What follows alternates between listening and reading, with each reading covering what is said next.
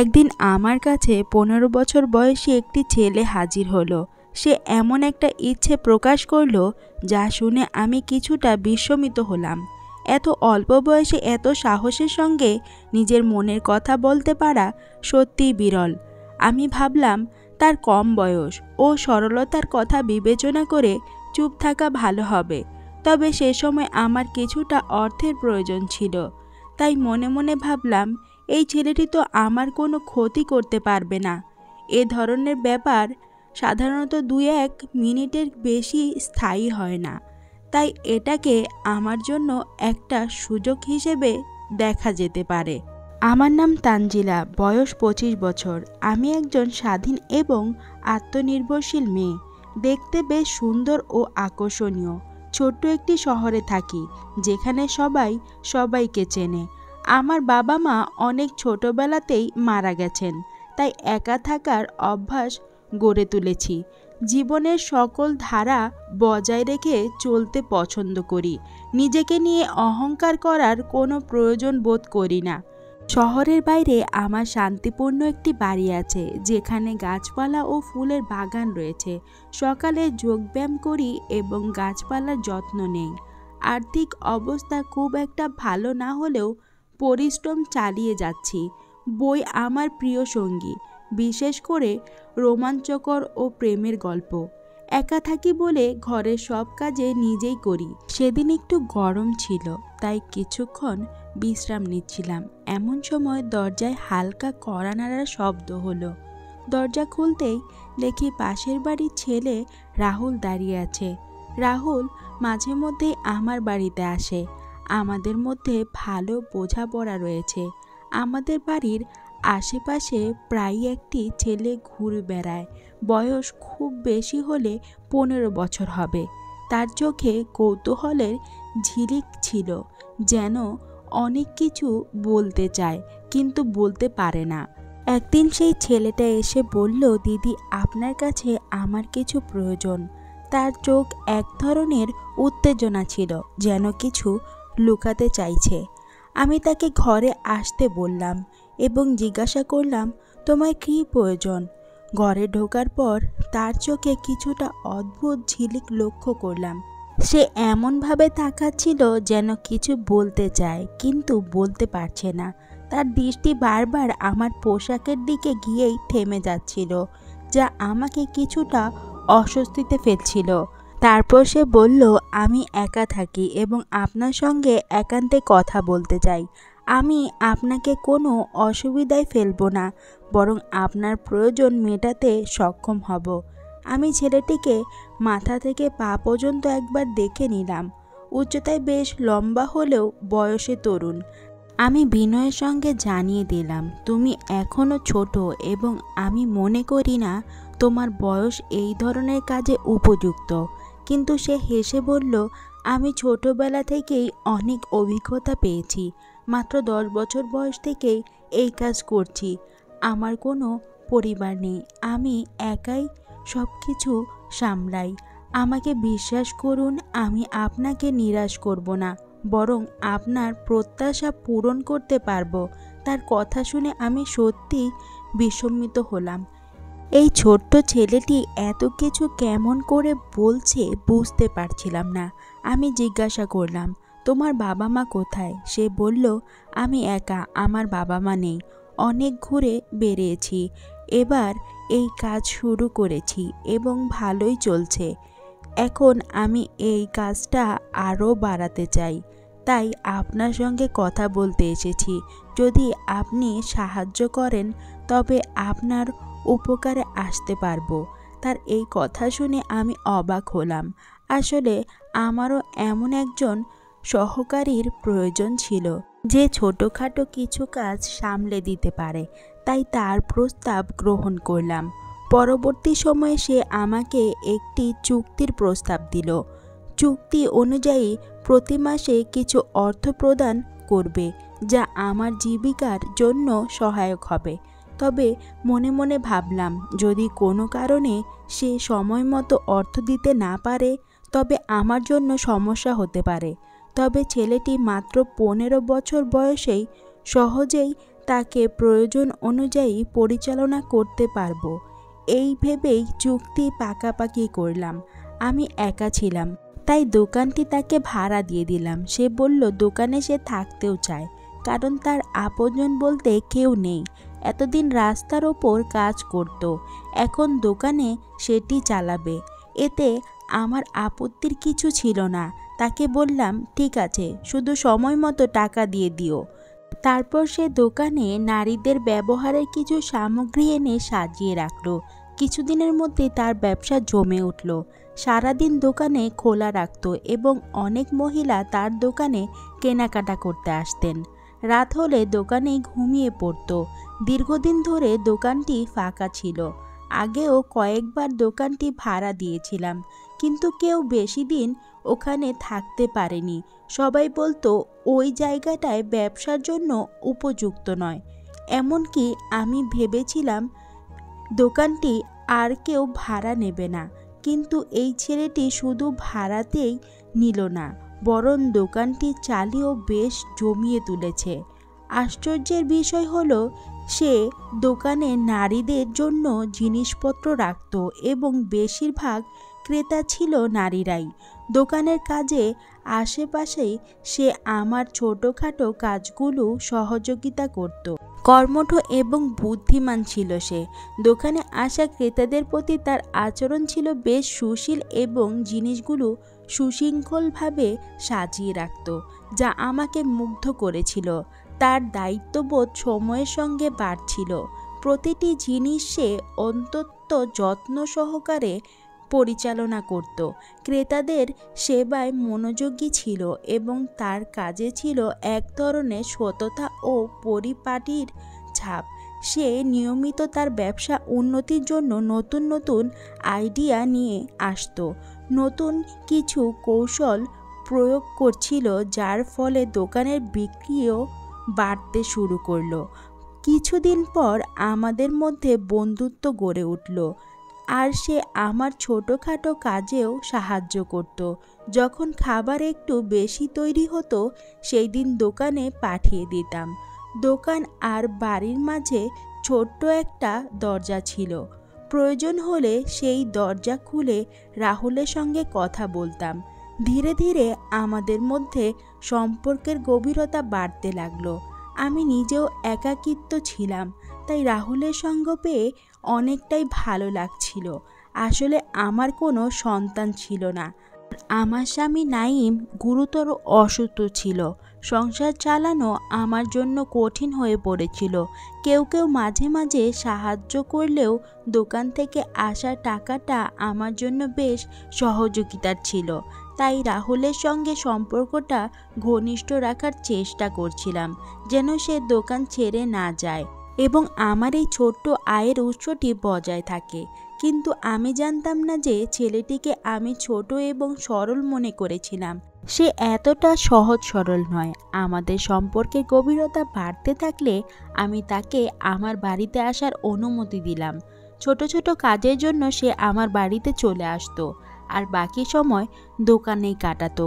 আমার স্বামী নাইমও এতে আপত্তি ছিল না, কারণ আমার কাছে সে এখনও 15 বছরের একটি বাচ্চা ছিল। বরং রাহুলের উপস্থিতিতে আমাদের জীবনটা অনেকটাই জীবন্ত হয়ে উঠেছিল। আগের মতো একাকিত্ব আর মনমরা ভাব ছিল না। কিছুদিন পর ঋতু পরিবর্তনের কারণে নাইমের স্বাস্থ্যের অবনতি হতে লাগলো। আমার কাছে তাকে হাসপাতালে নেওয়ার মতো টাকাও ছিল না। একদিন এমনই এক সময়ে আমি কাঁদছিলাম। রাহুল আমাকে দেখে জানতে চাইল, তুমি কাঁদছো কেন? তাকে সব বললাম। নাইমের অসুস্থতা, হাসপাতালের খরচের চাপ এবং আমার একাকিত্বের অনুভূতি। একজন সন্তানের অভাব আমার জীবনে শূন্যতাকে আরও বাড়িয়ে দিয়েছে। রাহুল আমার কথা শুনে মুচকি হেসে বলল, তাহলে সন্তান নিচ্ছ না কেন? এতে সমস্যা কি? তার প্রশ্নে আমি লজ্জায় পড়ে গেলাম। বুঝিয়ে বললাম, নাইম এখন অসুস্থ এবং এমন অবস্থা সন্তান ধারণ সম্ভব নয়। বিবাহের শুরুতে নাইম চেয়েছিল না যে আমরা সন্তান নেওয়ার ঝামেলায় যাই। যখন সন্তান নেওয়ার প্রয়োজন অনুভব করলাম তখন নাইম তার শারীরিকভাবে সক্ষম ছিল না। তাই এই হঠাৎ অসুস্থতা আমাদের জীবন একেবারে পাল্টে দিয়েছিল। নাইমের হার্ট অ্যাটাকের পর থেকে সে আর সুস্থ জীবনে ফিরতে পারেনি। ভালোবেসে বিয়ে করলেও ধীরে ধীরে সম্পর্কটি এক প্রকার বাধ্যতার রূপ নিয়েছিল, কারণ আমার সামনে আর কোনো পথ খোলা ছিল না। রাহুল হয়তো আমার মুখের অভিব্যক্তি বুঝতে পেরেছিল। সে বলল, আপনাকে চিন্তা করতে হবে না, আমি তো আপনার পাশে আছি, শীঘ্রই আপনার সব সমস্যা দূর হয়ে যাবে। রাহুলের কথা আমার মুখে হাসি ফুটিয়ে উঠল। সে এত ছোট হয়েও এত সাহসী যে প্রতিটি সমস্যার মুখোমুখি হতে পারে, আর আমি এত বছর পেরিয়ে এসেও সাহস জাগাতে পারিনি।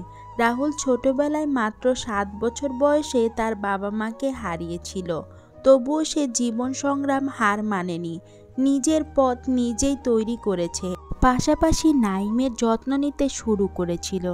রাহুল সরলতা ও সহযোগিতা আমার মন ছুঁয়ে গেল। তার কথাগুলো আমাকে কিছুটা হলেও স্বস্তি এনে দিত। সে আমার পাশে থাকার প্রতিশ্রুতি দিল এবং আমার একাকিত্বের সঙ্গী হওয়ার প্রস্তাব করল। এতে আমার মনে সাহস ফিরল। আমি বললাম, রাহুল, তোমার প্রতি আমি সত্যিই কৃতজ্ঞ। তোমার কথাগুলো যেন আমার জীবনে নতুন আশার আলো নিয়ে এসেছে। আমার কথায় কিছুটা স্বস্তি হচ্ছিল। রাহুল বলল, জীবনে সমস্যা আসবে, কিন্তু আমরা একসঙ্গে সেগুলো পার করতে পারবো। তোমার একার সব কিছু সামলানোর দরকার নেই। তোমার পাশে একজন সঙ্গী থাকা উচিত, আর আমি আছি তোমার সঙ্গে। আমরা একসাথে নাইমের যত্ন নেব এবং তোমার সমস্যাগুলো দূর করার চেষ্টা করব। রাহুলের কথায় সে আন্তরিকতা ও সত্যতা ছিল, তা আমাকে গভীরভাবে ছুঁয়ে গেল। সে নিজেই অনেক কঠিন সময় পার করেছে, তবুও কখনো হাল ছাড়েনি। তার দৃঢ় মনোভাব আমাকে অনুপ্রাণিত করল। তার কথাগুলো আমাকে প্রশান্তি এনে দিল। রাহুলের সাহসিকতা এবং তার ইতিবাচক মনোভাব আমাকে আবার জীবনের প্রতি বিশ্বাস ফিরিয়ে দিল। তোমার সঙ্গ আমার জন্য অনেক মূল্যবান, বললাম রাহুলকে, কিন্তু তোমারও তো নিজের জীবন আছে, নিজের স্বপ্ন আছে। তোমার এত দায়িত্ব কাঁধে নেওয়ার প্রয়োজন নেই। চিন্তা ও সম্মানের সঙ্গে রাহুল শান্তভাবে উত্তর দিল, আমি অনেক কিছু হারিয়েছি, কিন্তু আবার অনেক কিছু অর্জনও করেছি। জীবনের পথ চলা সবসময় সহজ হয় না, কিন্তু যখন আমরা অন্যের পাশে দাঁড়াই তখন এক বিশেষ ধরনের আনন্দ পাই। নাইমের যত্ন নেওয়ার আমার কাছে একটি দায়িত্ব, কারণ আমি জানি তিনি তোমার জীবনের একটি গুরুত্বপূর্ণ ধাপ। তার কথাগুলো শুনে আমি এক মুহূর্তের জন্য থমকে গেলাম। ভাবতে লাগলাম, কেউ কি সত্যি এতটা নিঃস্বার্থভাবে সাহায্য করতে পারে? তবে এসব চিন্তা বাদ দিলাম। যখনই আমি কোনো কাজে বাইরে যেতাম, রাহুল নাইমের পাশে থাকতো এবং তাকে সঙ্গ দিত। তাদের মধ্যে ঠিক কী কথোপকথন হতো আমি জানতাম না, তবে আমাকে দেখলে রাহুল শান্ত হয়ে যেত। রাহুল প্রতিশ্রুতি দিয়েছিল সে আমার সকল অভাব পূর্ণ করবে। তার এই কথার আমার মুখে হাসি ফুটে উঠেছিল। আমি সন্তানের অভাব অনুভব করছিলাম, আর এই শূন্যতা পূরণের ইচ্ছা আমার মধ্যে ছিল। তবে এই ইচ্ছা রাহুল কিভাবে পূর্ণ করবে তা আমার কাছে ছিল এক প্রশ্ন। তবু তার আনন্দের জন্য আমি মনের কষ্টটা গোপন করে হাসি মুখে থাকতাম। কিছুদিন পর হঠাৎ করে আমার শারীরিক অবস্থা কিছুটা পরিবর্তন অনুভব করলাম। অসুস্থ হয়ে পড়লে রাহুলই আমাকে চিকিৎসকের কাছে যাওয়ার পরামর্শ দিল এবং অর্থ সহযোগিতা দিল। চিকিৎসকের কাছে গেলে জানা গেল আমি গর্ভবতী। এটা শুনে যেন মাথার ওপর আকাশ ভেঙে পড়ল। নাইমের শারীরিক অবস্থার কথা বিবেচনা করে ভাবতে লাগলাম, এটা কিভাবে সম্ভব। আমি কাপা হাতে রিপোর্ট নিয়ে বাড়ি ফিরলাম। ভয়ে ভয়ে নাইমেরকে বিষয়টা জানালাম। সে মুচকি হেসে বলল, এটা তো সম্ভব, হয়তো আমি এখন একজন সন্তানের বাবা হওয়ার জন্য প্রস্তুত। যদি ঈশ্বর আমাদের এই সুখবর দিয়ে থাকেন তাহলে হাসি মুখে গ্রহণ করো। নাইমের কথায় আমি অবাক হয়ে গেলাম। সত্যিই কি আমি নাইমের সন্তানের মা হতে যাচ্ছি? এটা বিশ্বাস করা কঠিন ছিল, কারণ তার স্বাস্থ্যগত কোনো উন্নতি দেখা যাচ্ছিল না। তবুও আমি মেনে নিলাম যে হয়তো আমি নাইমের সন্তানের মা হতে চলেছি। এরপর থেকে নিজের যত্ন নিতে শুরু করলাম। আর রাহুল এটা জানতে পেরে ভীষণ খুশি হলো, যেন তার নিজেরই বাড়িতে নতুন অতিথি আসছে। দোকানের কাছ থেকে ফ্রি হলে রাহুল প্রায়ই আমাদের বাড়ি চলে আসতো। সে নিজেই নাইমের যত্ন নেওয়ার দায়িত্ব নিয়েছিল এবং আমাকে স্বস্তি দিতে নানা কাজে সাহায্য করত। এমনকি আমার জন্য ফল ও জুস নিয়ে আসতো। তার দোকানও ভালো চলছিল। তার দিনগুলো এভাবেই কেটে যাচ্ছিল। অবশেষে 9 মাস পর আমি একটি সুন্দর শিশুর জন্ম দিলাম। মজার বিষয় হলো শিশুটি আমার বা নাইমের মতো দেখতে নয়, বরং অনেকটাই রাহুলের মতো দেখতে। আমি কখনো শিশুর মুখের দিকে তাকাতাম, কখনো রাহুলের মুখের দিকে। হাসতে হাসতে রাহুল বলতো, আপনি তো আমাকে এত দেখেছেন যে আপনার বাচ্চাটা আমার মতো হয়ে গেছে। শুনেছি মা যদি গর্ভাবস্থায় কাউকে বেশি দেখে সন্তানও অনেক সময় তার মতো দেখতে হয়। রাহুলের এই কথায় আমি লজ্জায় মাটিতে মিশে গেলাম। এত কম বয়সে তার এসব বিষয় জানা দেখে আমি অবাক হলাম। আমার কোলে সন্তান আসার আনন্দে আমার মন ভরে উঠল। বাড়িতে ফিরে মনে হচ্ছিল জীবন যেন নতুন করে বেঁচে উঠেছে। কিন্তু সন্তান হওয়ার পর ব্যয় অনেক বেড়ে গিয়েছিল, আর বুঝতে পারছিলাম না কিভাবে সব সামলাবো। তখন রাহুল আমাকে সাহায্য করতে লাগলো। সন্তানের খরচের দায়িত্ব সে নিয়েছিল। আমাদের জন্য সে মোটেই অপরিচিত ছিল না। আমি তাকে ছোট ভাইয়ের মতোই আপন ভাবতে শুরু করেছিলাম। তার জন্যই আমাদের অবস্থা এখন অনেক ভালো। ভাবলাম তাকে ছোট্ট একটি ধন্যবাদ জানাবো, তার প্রিয় খাবারগুলো রান্না করে খাওয়াবো। রাহুল আসার আগে আমি বাচ্চাটিকে ঘুম পাড়িয়ে রান্নাঘরে কাজে লেগে গেলাম। কিছুক্ষণ পর রাহুল এলো, তার মুখে মিষ্টি হাসি। আমি তাকে সদরে অভ্যর্থনা জানিয়ে খাবার পরিবেশন করলাম। রাহুল খেতে খেতে বলল, আপনি দারুণ রান্না করেছেন। আপনার সাহায্য করতে পেরে আমি সত্যিই খুশি। আমি বললাম, রাহুল, তোমার সাহায্য ছাড়া আমার জন্য জীবনটা অনেক কঠিন হতো। সে বিনয়ের সাথে বলল, আমি যতদিন আছি আপনার কোনো অভাব হবে না। তার কথাগুলো আমাকে আরও আশ্বস্ত করল। রাহুলের সাহস ও সমর্থন আমাকে ও আমার সন্তানকে এক নতুন শক্তি দিল। সময়ের সাথে সাথে আমার ছেলের সাথেও আমার জীবন একটা স্বাভাবিকতা চলে এলো। যদিও রাহুলের সাহায্যে সবসময় অমূল্য ছিল, তবুও আমি নিজের পায়ে দাঁড়ানোর চেষ্টা করছিলাম। কিছুদিন পর যখন আমার সন্তান 6 মাস বয়সে পৌঁছায়, হঠাৎ জানতে পারলাম আমি আবার মা হতে চলেছি। এক মুহূর্তের জন্য অবাক হয়ে গেলাম। এত দ্রুত আমি আবার মা হতে যাচ্ছি। আমার মনে এক ধরনের আশঙ্কা জন্মালো। এই নতুন সন্তানের দায়িত্ব কিভাবে পালন করব?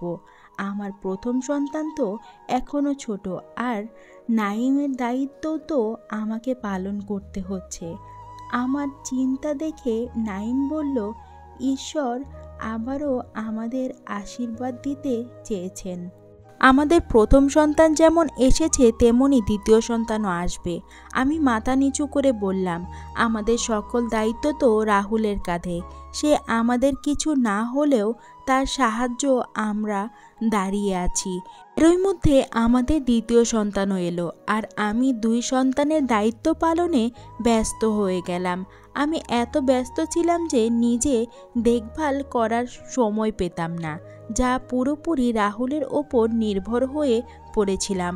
রাহুলের সঙ্গে আমার গভীর বন্ধুত্ব গড়ে উঠেছিল, যেখানে আমরা সব কথা শেয়ার করতাম। সারাদিন সন্তানদের সামলাতাম আর রাতে ক্লান্তিতে ঘুমিয়ে পড়তাম। রাহুল অনেক সময় সন্তানদের ঘুম পাড়াতো। অল্প বয়সেই সে আমাদের পরিবারের দায়িত্ব নিয়েছিল, যা আমাকে অবাক করত। রাহুল কখনো অভিযোগ করত না, বরং আনন্দ নিয়ে দায়িত্ব পালন করত, যা আমার জন্য ছিল শান্তির। তবে মাঝে মাঝে মনে হতো তাকে এত বোঝা দেওয়া ঠিক কিনা। একদিন রাহুল এসে বলল, আপনি আমাকে পর ভাববেন না, আমি সব করতে পারি। তার এই কথাগুলো আমাকে আশ্বস্ত করল। 3 সন্তানের মা হয়ে আমার জীবন বদলে গিয়েছিল। ভেতরের পুরো খালি ভাবটা মুছে গিয়েছিল। এই বাচ্চাগুলো আমাকে দাও, তুমি শান্তিতে ঘুমোতে পারবে। রাহুল হাসি মুখে বলল। আমি খুশি মনে বাচ্চাগুলো ওর হাতে তুলে দিলাম। সে প্রতিবারের মতো আমার জন্য দুধ নিয়ে এসেছিল। আমার দিকে দুধের গ্লাস বাড়িয়ে দিয়ে বলল, তোমার নিজের যত্ন নাও। আমি গ্লাসটি হাতে নিলাম এবং তাকে ধন্যবাদ জানালাম। রাহুল বাচ্চাদের নিয়ে চলে গেল। দুর্ভাগ্যক্রমে আমার হাত ফসকে গ্লাসটি পড়ে ভেঙে গেল এবং আমার কাজ বেড়ে গেল। আমি তাড়াতাড়ি ঘর পরিষ্কার করলাম। খুব ক্লান্ত শরীরে বিছানায় শুয়ে পড়লাম।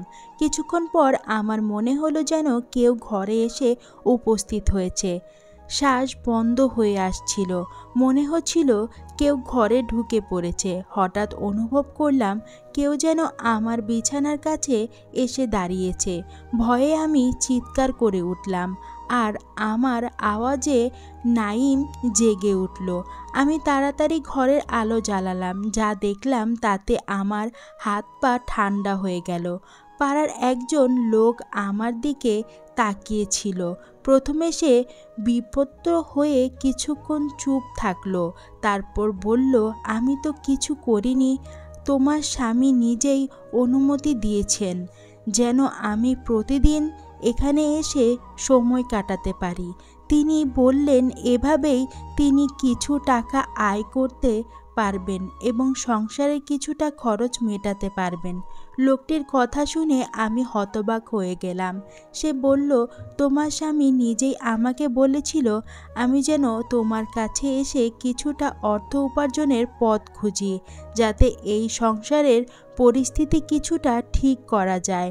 আমার চিৎকার শুনে রাহুল দৌড় দিয়ে ঘরে ঢুকলো, আর লোকটি তাকে দেখে বলল, রাহুল, তুই তো বলেছিলি যে ও ঘুমিয়ে থাকবে, কিন্তু সে তো জেগে উঠেছে। এই কথাগুলো শুনে আমার পায়ের নিচের মাটি সরে গেল। রাহুল ভয়ে আমার দিকে তাকালো। আমি বুঝতে পারছিলাম না ব্যাপারটা আসলে কি। লোকটি অসন্তুষ্ট হয়ে গালাগালাজ করে বেরিয়ে গেল। আমি বিরক্ত হয়ে রাহুলকে জিজ্ঞাসা করলাম, এসব কি হচ্ছে? তখন রাহুল বলল, আপনার স্বামী কাছে এই ঘর চালানোর মতো টাকা ছিল না, এজন্য তিনি আমাকে বাধ্য করেন আপনার ব্যাপারে সিদ্ধান্ত নিতে। যখন কেউ আসতো আমি আপনার সন্তানদের নিয়ে চলে যেতাম এবং দুধে ঘুমের ঔষধ মিশিয়ে আপনাকে ঘুম পাড়িয়ে দিতাম। তারপর সেই লোকজন চলে যেত। এই 3টি সন্তানও আসলে ওই লোকদেরই সন্তান, কারণ নাইম ভাই পিতা হওয়ার মতো সক্ষম ছিল না। রাহুল বলল, আমি আপনার সঙ্গে কিছু খারাপ করিনি। আপনার স্বামী যেটা বলেছিল আমি সেটাই করেছি। আমি আপনাকে আপনার স্বামীর অনুমতি নিয়ে বিক্রি করেছি। রাহুলের কথায় আমার পুরো রক্ত যেন জমে গেল। আমি অসুস্থ বোধ করছিলাম। অবাক হয়ে নাইমের দিকে তাকালাম। সে চোখ এড়িয়ে যাচ্ছিল। পরে সে বলল, আমার অসুস্থতার কারণে বাড়ির পরিস্থিতি খারাপ হয়ে গিয়েছিল, আর আমি তোমাকে সন্তানও দিতে পারিনি। আমাদের অর্থাভাব দেখা দিল। এইসব দেখেও আমার মন কষ্টে ভরে উঠেছিল, কিন্তু আমি কিছু করতে পারছিলাম না। তাই রাহুল যখন এই পরিকল্পনা সাজালো আমি কিছু বললাম না। প্রতিদিন সে তোমাকে ঘুম পাড়িয়ে ক্রেতা নিয়ে আসতো এবং সকাল হওয়ার আগেই চলে যেত। সন্তান হওয়ার পরে তুমি খুশি হয়ে গিয়েছিলে, আর আমাদের জীবনযাত্রাও পাল্টে গিয়েছিল। আমি শুধুমাত্র এটুকুই চেয়েছিলাম। নাইমের কথা শুনে আমি মাথা ধরে বসে পড়লাম। বিশ্বাস করতে পারছিলাম না যে আমার স্বামী আমার ওপর এত বড় অন্যায় করেছে। ঘরের পরিস্থিতি পরিবর্তনের জন্য সে সন্তানের জন্য রাহুলের সঙ্গে মিলে তিনি আমার জীবনে এভাবে বিক্রি করেছে। আমি কাঁদতে লাগলাম। কান্না থামিয়ে কিছুটা শান্ত হলাম এবং রাহুলের সামনে হাত জোর করে বললাম, আমাদের জীবন থেকে তুমি চলে যাও। তোমার আসার আগে আমরা এভাবে থাকলেও আমার স্বামী কখনো আমার সম্মানের সঙ্গে খেলা করেনি। তার মনে কখনো এমন চিন্তা আসেনি। আমি বুঝতে পারছি তোমার শিক্ষার কারণে এমন হয়েছে। তুমি নারীদের দুর্বলতা কাজে লাগিয়ে একটি বিশেষ ব্যবসা শুরু করেছ এবং এভাবেই তুমি নারীদের দুর্বলতার সুযোগ নিচ্ছ। আমি রাহুলকে অবিলম্বে দোকান ছেড়ে চলে যেতে বললাম এবং তার কাছ থেকে আমার 3টি ছোট্ট সন্তানকে নিয়ে আসলাম। তারা আমার সামনে দাঁড়িয়ে ছিল, কিন্তু তাদের বাবার পরিচয় আমার কাছে অজানা ছিল। আমি নিজেকে খুব বোকা মনে করেছিলাম যে এতদিন কিছুই বুঝতে পারিনি। এই সন্তানগুলো আমার স্বামীর নয় কেন, এই ভাবনাতে আমার মন ভেঙে যাচ্ছিল। রাহুলের জন্য আমার এই সমস্যার সূচনা হয়েছিল, তবে নাইমও দায়ী। কিন্তু আমি কি করব? আমি তো নাইমের সঙ্গে বিয়ে করেছি এবং তার অবস্থা এমন ছিল যে আমি তাকে ছেড়ে যেতে পারিনি। তাই বাধ্য হয়ে তার সঙ্গে জীবন কাটাতে শুরু করলাম। রাহুল দোকান ছেড়ে চলে গেল। আমি সেখানে কিছু টাকা জমিয়ে নারীদের প্রয়োজনীয় জিনিসপত্র নিয়ে দোকান চালানো শুরু করলাম। ক্রেতারা আগের মতোই প্রস্তুত ছিল, তাই দোকান ভালোভাবেই চলতে লাগলো এবং আমি সংসার চালাতে লাগলাম। আমি আমার সন্তানদের কাছে গিয়ে তাদের বুকে জড়িয়ে ধরতাম। তাদের বাবার পরিচয় আমি জানি না, কিন্তু আমি জানি আমি তাদের নিজের গর্ভে ধারণ করেছি। তাই তাদের প্রতি আমার ভালোবাসা কখনোই কমেনি। আমার মন কখনো এই ভয়ানক ধাক্কা থেকে সরে উঠতে পারেনি। যখন জানতে পারলাম আমার স্বামী এবং তার বন্ধুরা আমার বিশ্বাসের সঙ্গে এত বড় প্রতারণা করেছে, কিন্তু সময়ের সঙ্গে সঙ্গে আমি নতুন একটি দিশা পেতে চাইছিলাম। আমি আমার সন্তানদের সঙ্গে নতুন একটি অধ্যায় শুরু করতে চেয়েছিলাম, যাতে তাদের ভবিষ্যৎ উন্নত করতে পারি। এখন দোকানের দায়িত্ব আমার কাঁধে এসে পড়েছে। প্রতিদিন সকালে সন্তানদের স্কুলে পাঠানোর পর দোকানে এসে ক্রেতাদের চাহিদা পূরণ করা আমার দৈনন্দিন কাজ হয়ে উঠেছে। কিছুদিন পর আমি ধীরে ধীরে কঠোর পরিশ্রমের মাধ্যমে দোকানকে এগিয়ে নিতে শুরু করলাম। আমার তৈরি করা পণ্যগুলো ক্রেতাদের কাছে প্রশংসা হতে লাগলো এবং আমার শ্রমের ফলস্বরূপ সব কিছু ধীরে ধীরে ভালোভাবে চলতে শুরু করলো। বেশ কয়েক বছর পর যখন আমি আমার সাফল্য দেখি এবং সন্তানদের হাসি মুখ দেখতে পাই, তখন বুঝতে পারি যে আমার পরিশ্রম এবং সংগ্রাম আমার জীবনকে এক নতুন পথে নিয়ে এসেছে। আমি আমার জীবনের অনেক কিছু হারিয়েছি, কিন্তু এর চেয়েও বেশি কিছু অর্জন করেছি। এখন আমার সন্তানরা আমার জীবনের সবচেয়ে বড় শক্তি। আমি তাদের যথাযথ শিক্ষা ও মূল্যবোধ দেওয়ার চেষ্টা করেছি। আমার এই জীবন কাহিনী কেবল আমার জন্য নয়, বরং সেই সব নারীদের জন্য অনুপ্রেরণা একটি গল্প যারা কষ্টের মধ্যে জীবন কাটাচ্ছেন। আমি প্রমাণ করতে পেরেছি যে আমি সংকল্প এবং কঠোর পরিশ্রমে থাকা তবে যে কোনো প্রতিকূলতা প্রতিক্রয় করা সম্ভব। এখন আমি আমার জীবনকে নতুন স্বপ্ন এবং আশা নিয়ে কাটাচ্ছি। আমার সন্তানরাও তাদের পড়াশোনা ও ভবিষ্যৎ গড়ে তোলার পথে এগিয়ে যাচ্ছে, আর আমি তাদের প্রতিটি পদক্ষেপের সঙ্গী। এই গল্প আমাদের শেখায় যে জীবনের সংগ্রামে আত্মবিশ্বাস, বুদ্ধিমত্তা ও সাহসের মাধ্যমে প্রতিকূলতাকে জয় করা সম্ভব। আমাদের জীবনে প্রত্যেকটা পদক্ষেপ বুঝে শুনে নেওয়া উচিত, আর সবাইকে অতি সহজে বিশ্বাস করা উচিত না। প্রিয় বন্ধুরা, আজকের গল্পটা এখানেই শেষ করছি। আজকের গল্পটা আপনাদের কাছে কেমন লাগলো অবশ্যই কমেন্টস করে জানাবেন। গল্পটি ভালো লাগলে আমাদের চ্যানেলটি সাবস্ক্রাইব করে বন্ধু হয়ে পাশে থাকবেন।